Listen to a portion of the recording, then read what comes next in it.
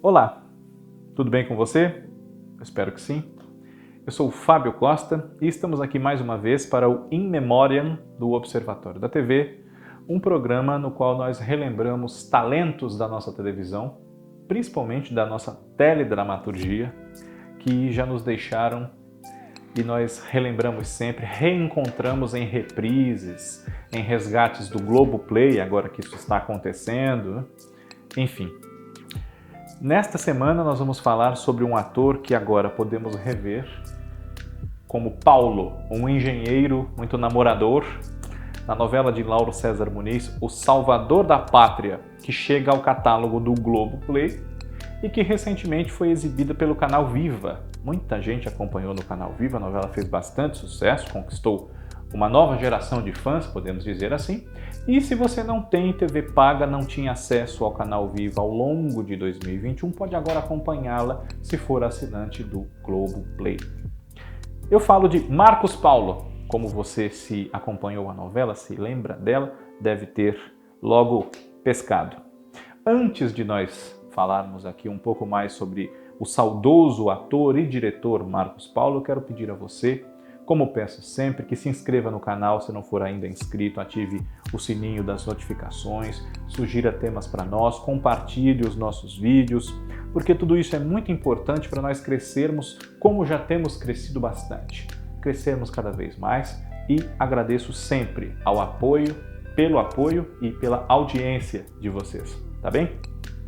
Marcos Paulo realmente se chamava Marcos Paulo Simões. Ele nasceu aqui na capital de São Paulo em 1951 e faleceu em 2012 com 61 anos de idade, ainda bastante jovem, principalmente para a sua geração.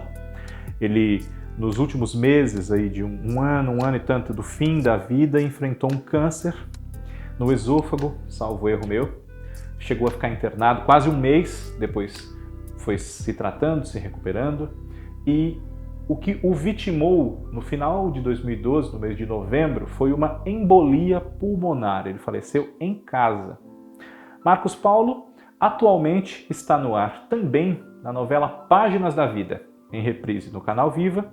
Ele vive nessa novela do Manuel Carlos um médico chamado Diogo, que é a grande paixão da vida da protagonista, a Helena, vivida pela Regina Duarte, com quem o Marcos Paulo teve outros encontros ao longo da sua carreira de 5 décadas na televisão. Ele que era filho adotivo do autor de novelas Vicente Sesso, que está afastado do trabalho já faz bastante tempo, mas está vivo. E foi Vicente Sesso justamente quem iniciou o Marcos Paulo na vida artística. Ainda criancinha, com 5, 6 anos de idade, ele já participava de espetáculos de teatro infantil, produzidos, dirigidos, adaptados, enfim, pelo pai. Não chegou a conhecer os seus pais biológicos, segundo ele contou num depoimento ao projeto Memória Globo. E, conforme foi crescendo, continuou atuando em espetáculos infantis, tanto no teatro quanto na televisão, que na época, nas transmissões ao vivo, dedicava bastante do tempo, especialmente nos finais de semana, a esse tipo de programação, para o público infantil, e não tardou a começar a fazer novelas. As novelas diárias tiveram início aqui no Brasil em 1963 e já em 1967 ele fez a primeira.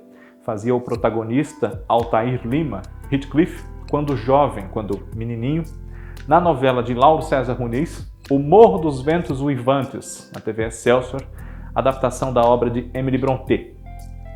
E depois participou de outras novelas nas TVs Bandeirantes, como Era Preciso Voltar, de Silvan Paeso, e também Ana e as Professorinhas na TV Record. Tudo isso ainda nos anos 60, entre 1967 e 1969, uma época na qual ele participou também de uma série infanto-juvenil coordenada pelo pai dele, o Vicente Sesso, chamada As Aventuras de Eduardinho.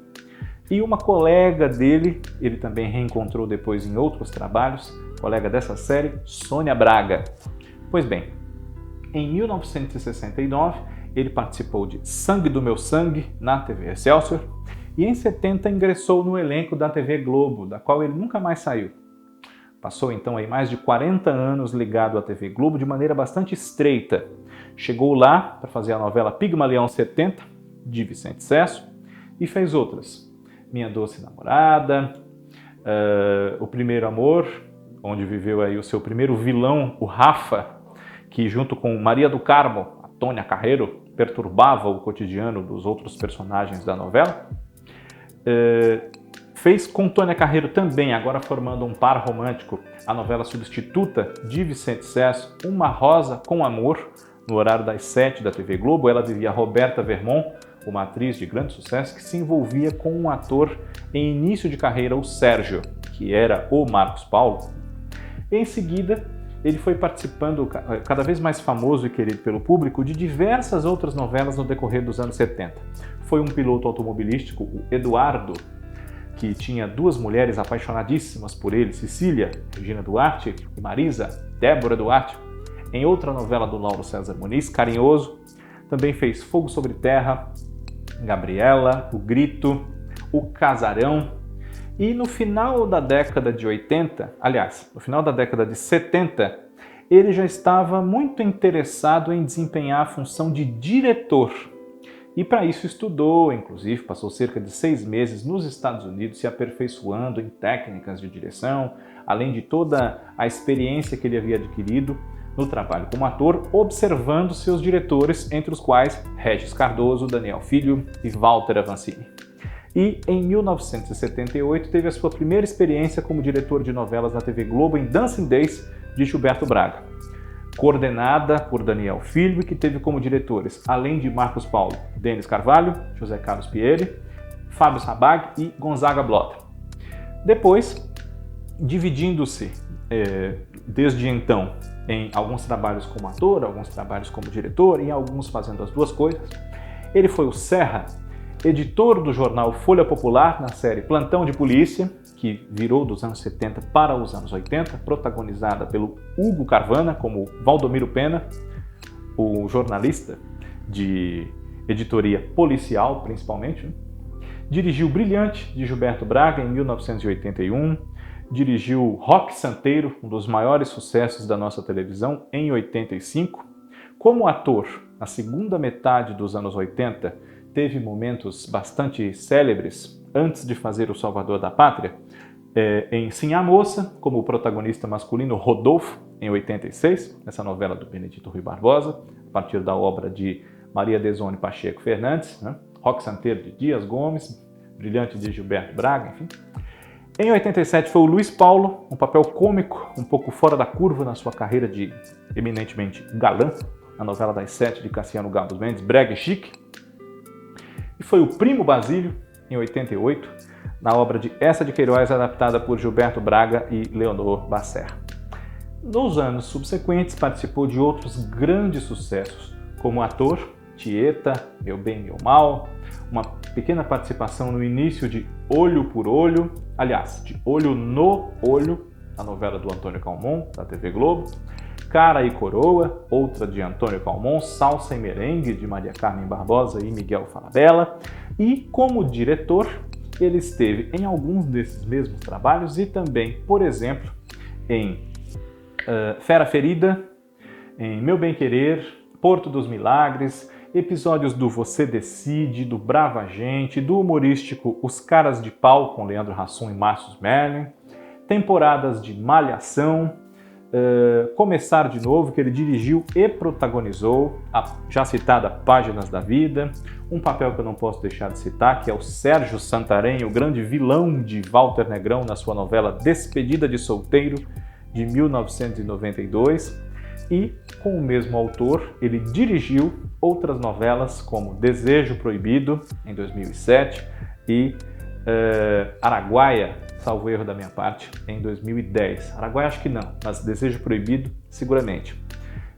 Em 2010 ele já não dirigiu, é verdade. Pois bem, Marcos Paulo faz muita falta no cenário da nossa televisão pelo seu trabalho apurado como diretor, um diretor que sabia explorar bem o que os atores renderiam por ser ele também um ator e saber pedir, tirar dos seus galãs algo mais do que o simples galã, por querer ele próprio ser mais do que um simples galã. Então as coisas se complementavam também graças ao seu espírito criativo, ao seu repertório de televisão, de cinema, de teatro, enfim, uma visão artística que faz falta nesses anos em que não podemos contar com ele dirigindo novelas e programas variados de outros gêneros no seu núcleo, do qual ele cuidou por mais de 10 anos na TV Globo. E temos agora a oportunidade de reencontrá-lo. Alguns desses trabalhos que eu citei já estão no Globoplay, outros virão, e está no ar, Páginas da Vida, para nós o revermos como Dr. Diogo. Marcos Paulo, só 61 anos de vida, mas trabalhou muito e será sempre lembrado como muito mais do que um galã. Um ator e diretor dos melhores que merece todo o nosso respeito e a nossa saudade. In Memoriam, semana que vem, está de volta. Um grande abraço e até lá!